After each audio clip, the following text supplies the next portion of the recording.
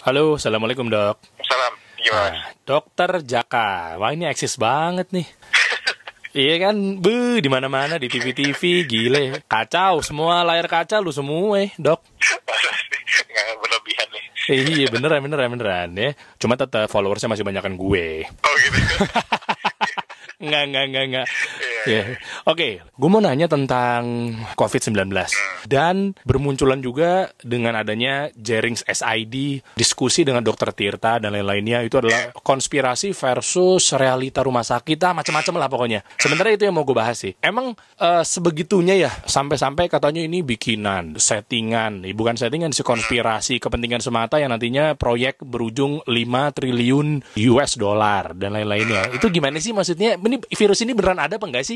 Oke, jadi kita menghadapi sesuatu yang tidak terlihat.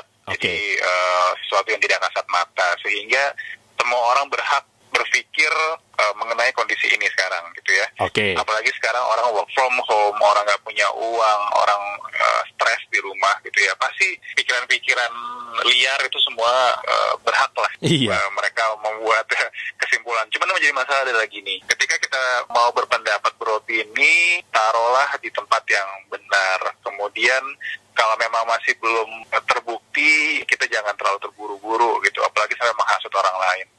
Nah, ini kan teori-teori yang ada kan saat ini kan seperti itu. Oke, gitu kan. I see. Sehingga malah membuat orang malah bukannya hati-hati, sekarang malah semakin meremehkan. Itu yang kita khawatirkan. Gitu. Oke. Nah, sebenarnya yang paling mudah adalah ketika kita melihat penyakit ini, kita melihat korban jiwanya, kita melihat orang-orang di sekitar kita yang terkena, kita lihat beritanya gitu ya.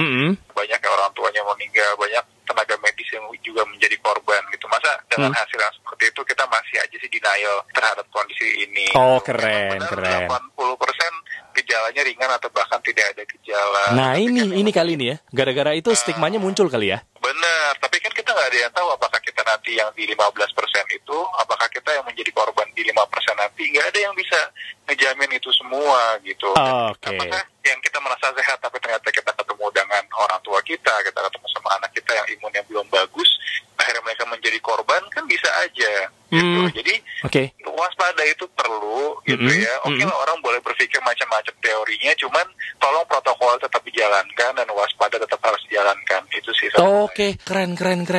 Tapi gini, kan ada juga tuh yang lagi rame. Jadi memang sih ini virusnya oke lah, ada semacam flu gitu kan. Tapi ini sebetulnya nggak separah, so ekstrim yang kita bayangkan gitu. Kita nggak perlu lockdown atau apa-apa segala macam. Ya udah, aktivitas seperti normal, tetap jaga jarak dan lain-lainnya. Nah itu, ada pasien yang datang ke rumah sakit, itu mungkin awalnya DBD, tapi tiba-tiba divonis ke corona, ya kan? Apakah jangan-jangan semua virus juga dinamakan corona? Nah ini gimana sih dok sebenarnya stigma ini? Oke, yang pertama dulu tadi ya. Jadi kita nggak ada yang tahu nih sampai berakhir sampai kapan. Berarti nggak ada tuh yang bilang bahwa ini akan ada Juni, Juli dan lain-lainnya. Oke, itu kan prediksi kalau kita melakukan hal ini dengan baik dan benar. Kita nggak ada yang tahu minggu depan tiba-tiba orang udah pada malas air keluar-keluar. Itu prediksi kalau kita menjalankan PSBB dengan baik. Oke. Dapat nih. Oke. Kita nggak tahu nih ke depannya seperti apa. Yang pasti adalah gaya kita akan berubah. Maksudnya lifestyle kita akan berubah. Kan ada yang bilang the new normal dan lain-lain gitu ya. Nah, jadi mungkin nanti dalam setahun 2 tahun jaga jarak, pakai masker, pakai face shield, kemudian hand sanitizer wajib di kantong gitu. Itu mungkin akan menjadi habit kita nanti. Oh iya benar juga ya. Ini hikmahnya lah ceritanya ya. Iya gitu. Jadi pasti kita akan ada perubahan, apakah nanti di kantor masuknya 2 hari sekali atau gimana gitu. Amin. Setuju tuh. Kita pasti akan modifikasi gaya hidup kita gitu. Itu yang mungkin akan terjadi. Nah, tapi saat ini outbreak-nya lagi tinggi-tingginya, penyebaran lagi tinggi-tingginya. Jadi untuk waktu ke depan ini please di rumah dulu gitu. Pasti nanti kita akan bergerak kok. Pasti kita akan kerja lagi, tapi saat ini ikuti dulu program pemerintah, ikuti dulu anjuran-anjuran yang ada gitu, dengan di rumah aja. Nah itu yang pertama. Tadi yang kedua yang mana ya? Oh yang ini ya, DBD dan lain-lain. Benar, dari DBD. Ini kan ada muncul konspirasi nih katanya nih, semua penyakit sekarang tiba-tiba digiring ke coronavirus. Dikit-dikit periksa, ada juga banyak komen-komen yang muncul di Instagram gue dan lain-lainnya lah ya. Gue awalnya sakitnya DBD, gue awalnya sakitnya ini, kok tiba-tiba langsung keluarnya corona. Makanya angkanya jadi bertambah tinggi kan, karena memang terdaftarnya itu adalah virusnya corona atau COVID-19. Nah maksudnya akhirnya semuanya jadi pada narik-narik nih. Wah jangan-jangan bener nih teori konspirasinya nih, kebijakan semata nih ini, kepentingan inilah itu, panjang banget. Yang pemerintah keluarkan datanya, di-share ke kita semua, itu adalah data yang memang sudah terkonfirmasi. Oke. Data yang sudah memang virusnya ditemukan di badan kita. Itu benar. Berarti itu COVID-19. Itu benar pasti COVID-19. Karena alat pemeriksaan itu memang spesifik terhadap COVID. Oke. Nah, yang menjadi sangat banyak datanya adalah PDP atau pasien suspek gitu ya. Oke, I see. Dalam pengawasan. Nah, jadi kami tenaga medis atau dokter sekarang ini sering banget memang mem-PDP-kan pasien. Kenapa? Karena kita nggak mau kecolongan. Ketika ada satu pasien masuk ternyata dia COVID, dia satu bed dengan orang lain, satu kamar dengan orang lain gitu ya, atau dia dirawat oleh 10 dokter misalnya, 10 dokternya bisa terinfeksi. Gitu. Jadi kita melakukan prevention yang lebih awal dengan membuat kalimat suspek COVID. Oke. Nah, sampai apa? Sampai kita periksakan dan kita buktikan dia bukan COVID. Oke, gitu. Jadi saya mohon juga untuk masyarakat, tolong pahami kenapa kita sekarang mudah sekali meng-COVID-kan. Karena risikonya sangat besar bila memang positif. Yang kedua, COVID itu gejalanya memang sekarang kemana-mana menyerupainya gitu. Dia serupa dengan DBD, trombosit turun, demam gitu ya. Bahkan hasil pemeriksaan DBD pun bisa menjadi positif pada pasien COVID. Itu satu. Dia bisa menyerupai stroke karena dia menyebabkan kekentalan darah. Oh gitu. Menyebabkan penyembutan di kepala. Dia bisa menyebabkan penyebatan di jantung menjadi seperti serangan jantung gitu. Jadi dia bisa membuat lesi di kulit kemerahan seperti cacar misalnya. Jadi segala sesuatu saat ini mengapa kita melakukan suspek terlebih dahulu sambil nanti kita evaluasi. Kita lihat trennya, lihat hasil darahnya, kita lihat ronsennya, ternyata enggak nih ini bukan COVID. Yaudah kita keluarkan dia, kita eksklusi dia dari suspek COVID gitu. Jadi kenapa banyak orang merasa kok gue dikit-dikit di COVID-in gitu ya. Iya, dikit-dikit di COVID-in. COVID kayaknya udah di-labelin banget kan. Iya, karena sekarang trennya semua COVID-minded. Jadi COVID dulu kita pikirin, kalau bukan baru kita pikirin penyakit yang lain. Oh, tapi itu secara legal sah kayak gitu? Secara legal dengan keadaan pandemi saat ini itu sah. Oke. Dunia pun menyarankan kita pikirkan dulu nih COVID atau bukan, setelah itu baru kita pikirkan yang lain. Oh, boleh itu ya? Itu boleh, dalam keadaan pandemi soalnya. Oke. Tapi tentu saja dengan pertanggungjawaban ya. Jadi ingin tanya, pasti tenaga medis bilang, oke ini hasil darahnya gini, ini ronsennya kayak iya dong. Lagi-lagi ke data dong ya, nggak bisa langsung asal vonis. Iya. Kok keluarga atau pasien marah atau nanya gitu, kenapa kok saya dibilang COVID? Pasti ada reasoning yang jelas. Tapi kalau misalnya memang ada data seperti itu ya, pasien juga jangan marah gitu, karena memang secara data terbukti. Dan jangan kami juga nggak akan tiba-tiba meng-COVID-kan seseorang dengan tiba-tiba, itu pasti nggak mungkin.